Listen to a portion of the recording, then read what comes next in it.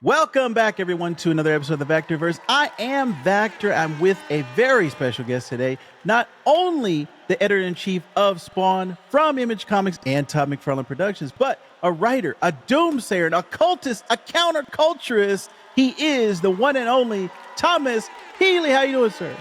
I'm doing great. That is probably the best introduction I have ever had. So thank you so much. Thank you for and you got it right. I've had several people say, "Oh, the editor-in-chief of Image Comics," and I'm like, not really. I believe Robert Kirkman is technically the editor-in-chief of Image Comics, but you know, when those 7 guys founded it, they all have their own little studios. So I am sequestered within Todd McFarlane's world at the moment.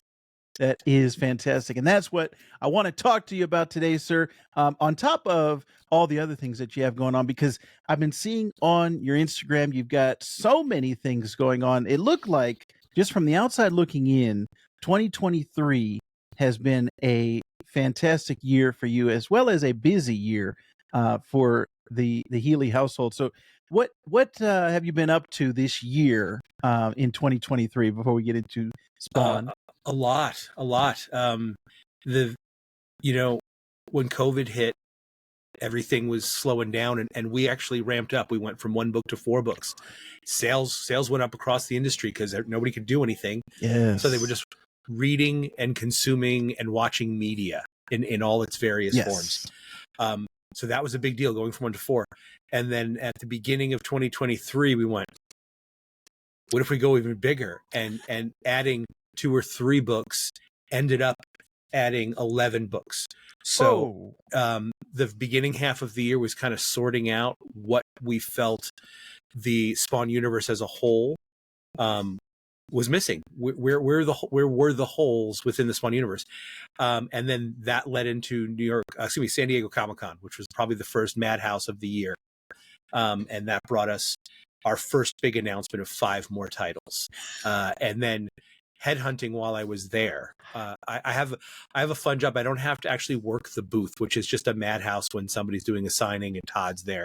I just get to go headhunt and talk to creators that I really enjoy. And go, hey, you want to do something? Want to do something for us? And then New York Comic-Con hit, and we announced the rest of the slate, which brought us up to 15 titles that have so far been announced. Dang. And then right after New York Comic-Con was the first annual Spawn Con. It was a fan con put together by some of the hardcore fans, people that I've gotten to know online through Instagram and Reddit and the various, online communities.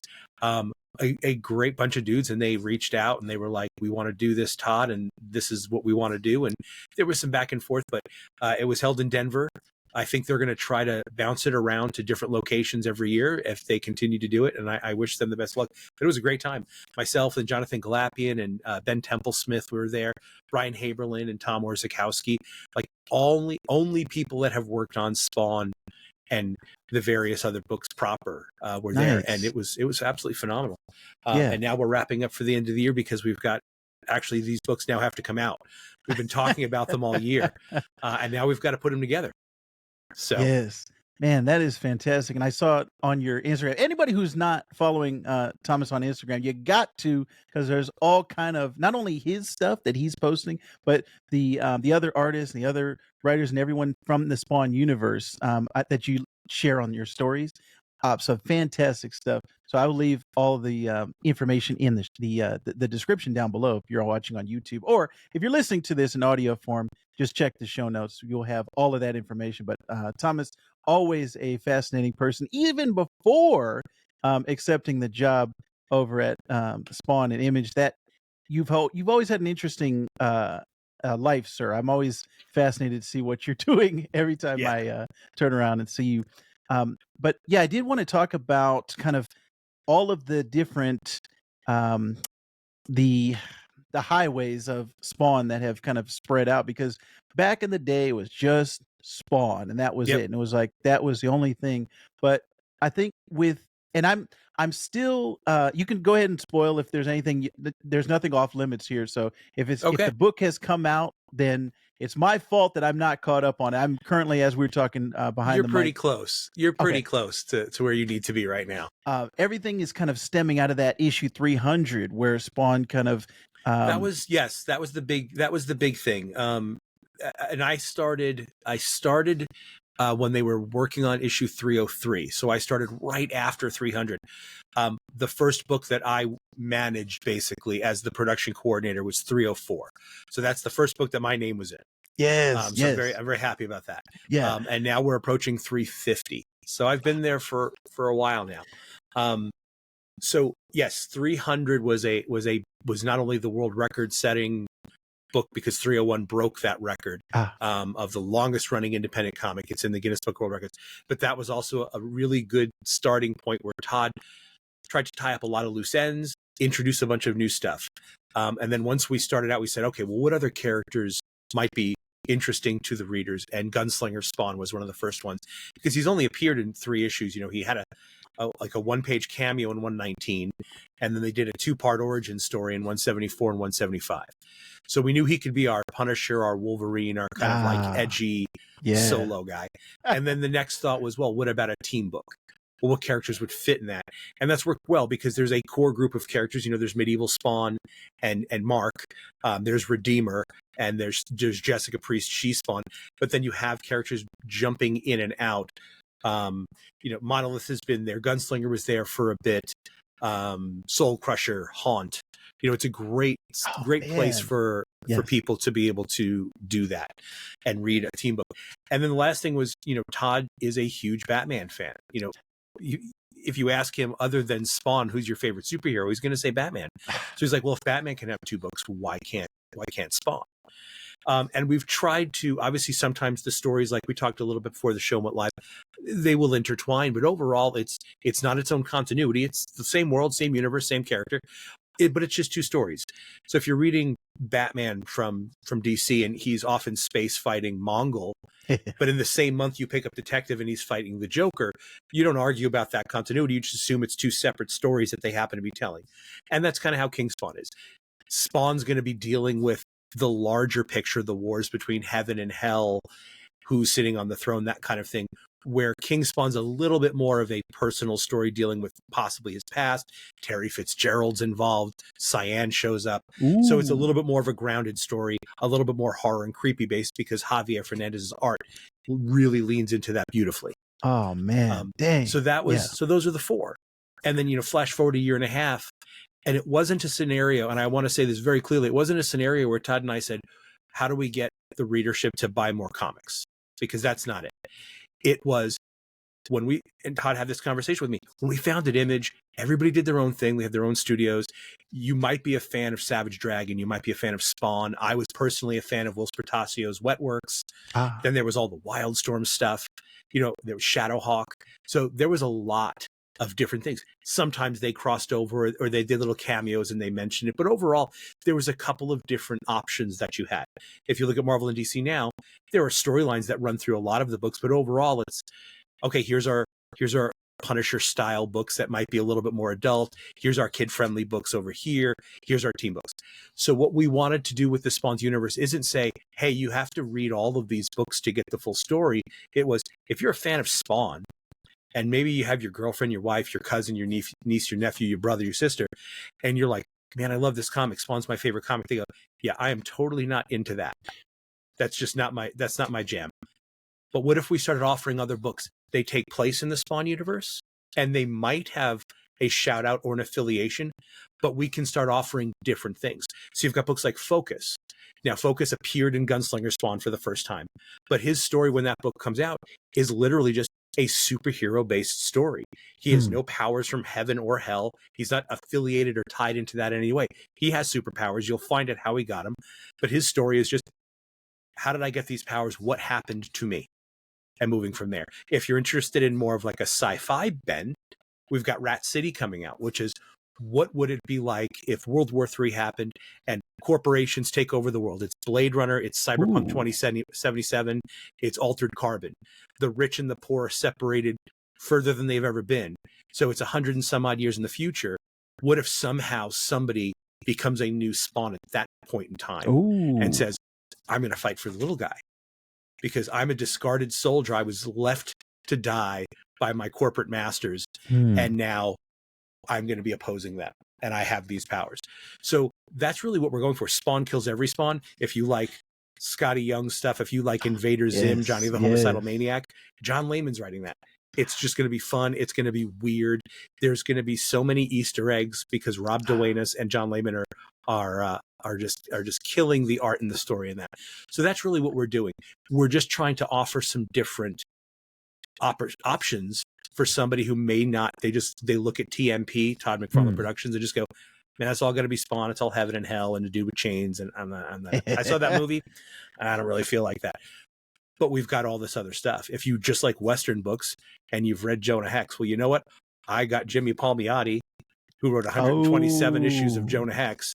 He's doing Deadly Tales of the Gunslinger, which is set in the Old West, nothing to do with the present day. It's before he got there.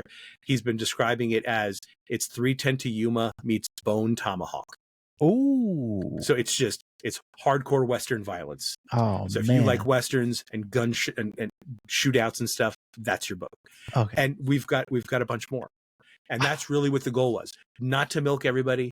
It's just, hey, we're giving you some more options. And hey, talk to your friends. Let them know, hey, I'm a fan of this. You might like this. And I think what my favorite thing to kind of shout from the rooftop is, other than obviously special issues, oversized issues and stuff like that, they're all still $2.99. Yes, it's a $2.99 comic with a cardstock cover, the best paper in the industry. It's the best value in comics. It really is. I can't afford to buy 2 or 3 issues of a $7.99 Big 2 book. Yeah, that's full of ads. You get 20 pages of comics, no ads in your comic, and there you go. Yes, that is perfect, man. That's me preaching right now. Yes, I love it. I love everything that the whole initiative and just kind of spreading the Todd McFarlane umbrella and just everything that he's doing. And like I love the Todd McFarlane art is what got me, in the 90s, as got most people around that time. And I've always been kind of a Todd fan in the back of my mind, but Spawn's been just kind of like, oh yeah, it's there, but I wasn't really following it. It was when Thomas Healey came into the picture. No offense to Todd, but it was Thomas Healey that pulled me in, and I said, okay, I got to check out all of these things. And so far, I'm loving everything in the Spawn universe. I'm really excited to see what is coming in the future. But so far in 2023, I made a promise to Thomas. I said, I'm going to get caught up no matter what. I'm going to make sure that I get caught up on Spawn, and I'm kind of slowly making my way there. But man, I just have to say, everything that has been coming out of the Spawn offices has been fantastic, and I'm loving everything. So I'm just saying kudos to you, and keep it up. Keep up the great work that's I'm been glad coming to hear so that, far. man. Thank you very much. I know there's a lot of comics out there. We met when I was managing a comic shop out here in Phoenix. So yeah, there's a lot to pick. Ours, hopefully you can get your regular stack. And if you're interested in one of the new books or one of the things that's currently going around, one of the things that Vactor's reading, you go, I'll try that Gunslinger thing. It's an extra $2.99. I can afford that. Yeah, and you throw that on your pile. But yeah, we've got so much stuff coming out down the pipe. It's exciting for me. It's stressful for me. I need to hire some more people because a lot of people think that this is this massive company. It's put out it's broken the world record. It's put out 348 issues of Spawn so far, as well as all of the other spin-off books like Sam and Twitch. It did Haunt, Hellspawn, Dark Ages, all these other books, and people think it's this massive company. Not including Todd in the equation, there's only 5 of us. There's only 5 of us at TMP. I mean, there's the PR people that are phenomenal, that run all the social media and stuff. But as far as production goes, there's myself and Yvette, my production coordinator, my 2 production artists, Ryan and Zabriel, and our amazing intern Amani. And that's it. So every single week, it's just us that are putting those books together, as well as putting together the hardcover slipcases and the compendiums and the Spawn Origins trades, and getting all of that old stuff back into print and doing all of that. So yeah, so it's a small but very passionate group of people. And it's, you know, a lot of people, you've probably heard, oh, I would love to work in the comics industry. It's like, yeah, it's fun, but if you don't absolutely love what you're doing, you're going to get burnt out. Because there are nights, and you've met my wife, Chrissy, and there's nights where she's like, you're going to have a late one.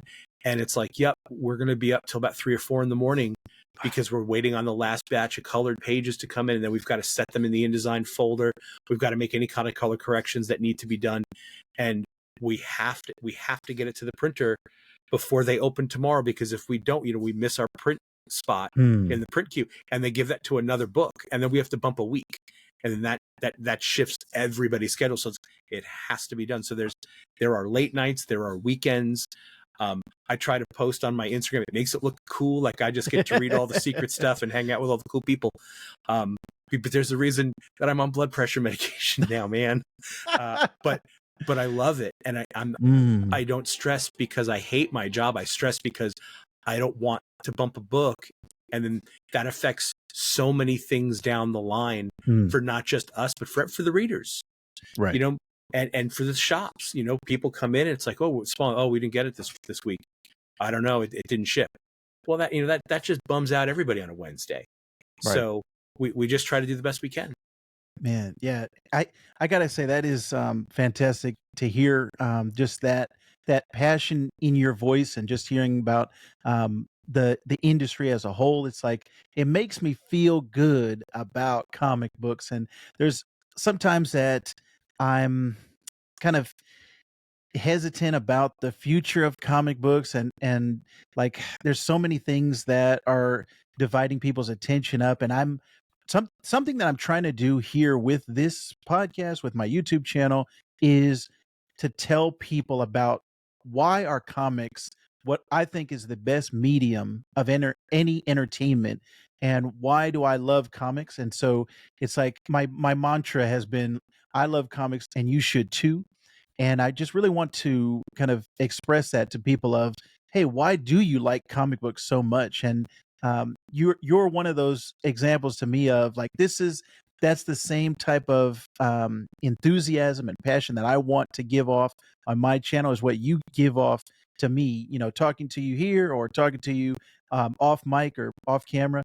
So that to me is fantastic. And I think that also is one of the reasons for your success. I think is just kind of the drive and the passion, and you can tell that you love what you're doing. So I'm really just enthusiastic to see that. I really do.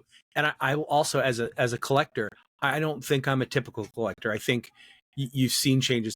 There are those guys that, and I know a lot of them from when I was managing shops, and then I've talked to them via like the letters page that they send in stuff. Hey, I'm like, people like, I'm 42 issues away from every single cover of Spawn that's ever come out. And some of the Spawn covers are ridiculously priced. It was a Spawn 187, which was it was a Whilce Portacio variant. It sold for like $14,000 on eBay a couple of months ago.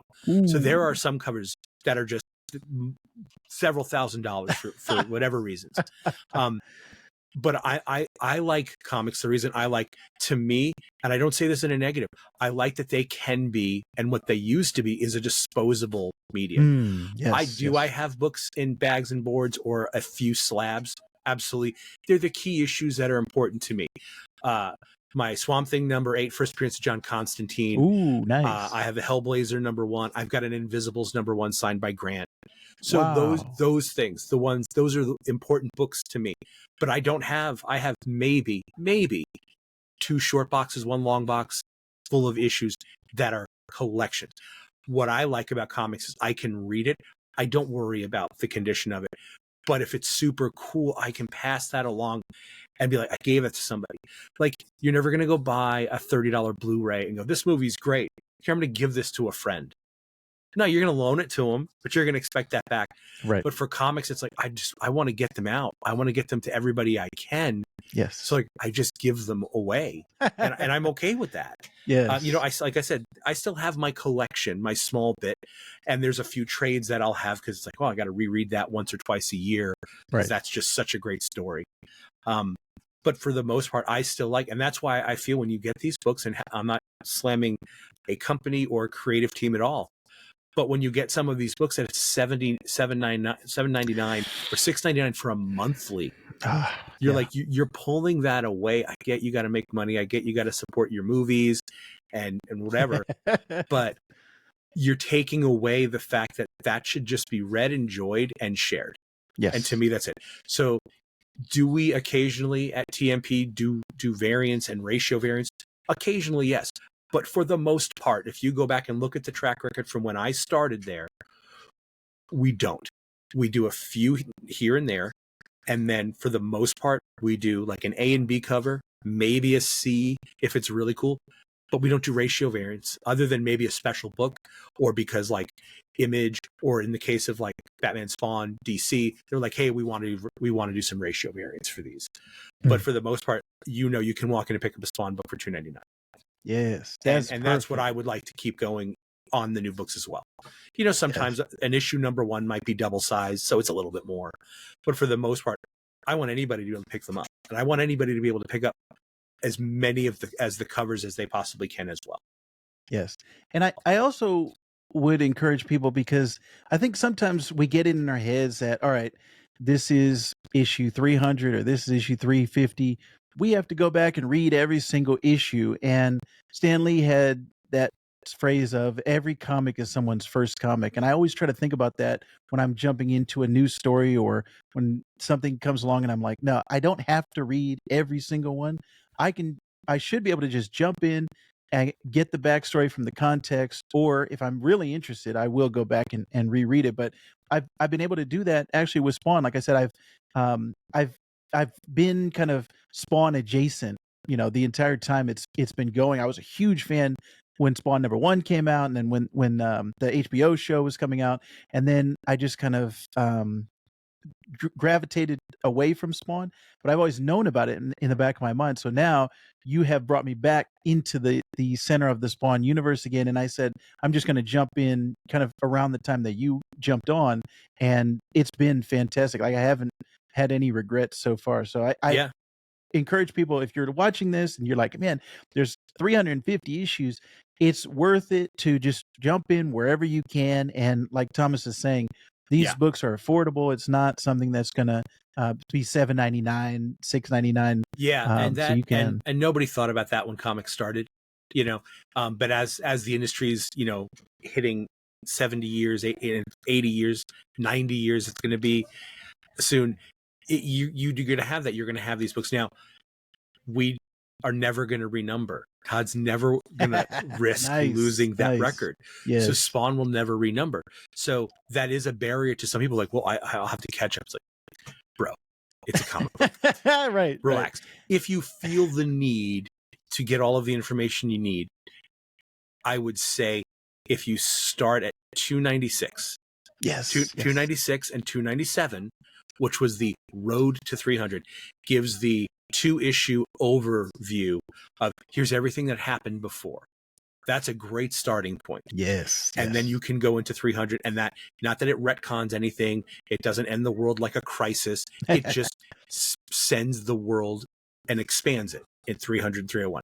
Yes. I will say, for now, newer readers that are like, okay, I've seen you on some shows, and I keep seeing Todd talking about 350 and stuff like that. Should I go back?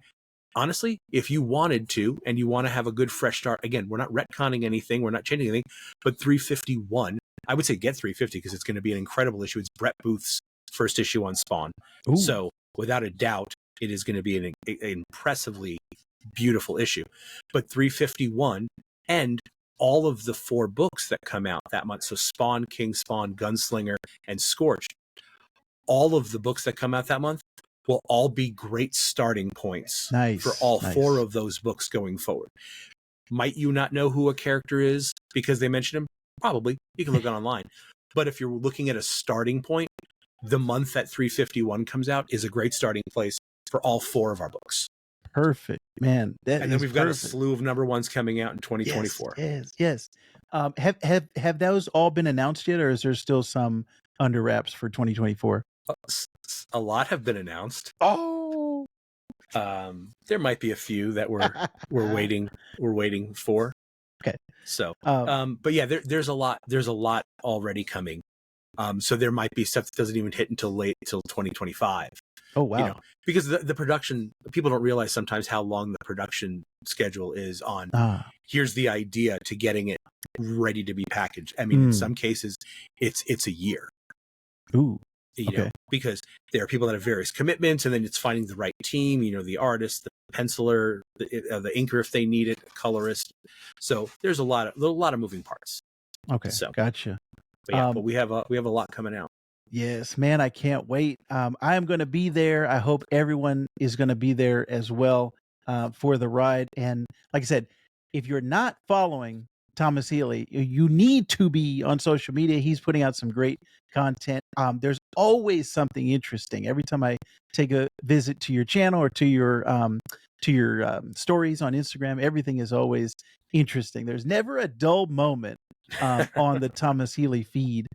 So everyone out there, please check out Spawn. Check out all the Spawn books. Check out Thomas Healey. Everything that he's doing is fantastic. And the last time that we had you on, actually was a different podcast. We were called the Comic Book Kaiju back then. Now we are the Vactor-Verse.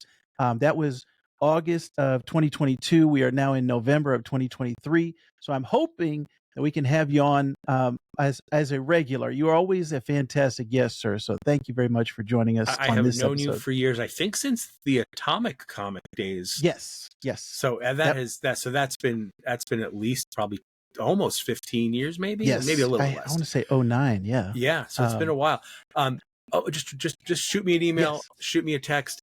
I will always be on. I'll always be available to you guys. Yes. Thank you very much, sir. Well, you have heard it here first from Thomas Healey himself. All the great stuff that has come out in 2023, as well as the stuff that's coming out in 2024. We are in for a great ride. I have full confidence in Todd McFarlane and Thomas Healey to guide us in the Spawn universe. And you should too. So thank you very much, everyone, for joining us. If you're so inclined, if you have any questions or comments, leave them down below here on YouTube. We will be sure to answer them. And if you want to be super nice, we have Super Thanks, which is just a small donation to the channel that helps me buy more comic books. So thank you very much, everyone out there, for doing that. And like I said, thank you again to Thomas Healey for joining us, sir. You are a gentleman and a scholar.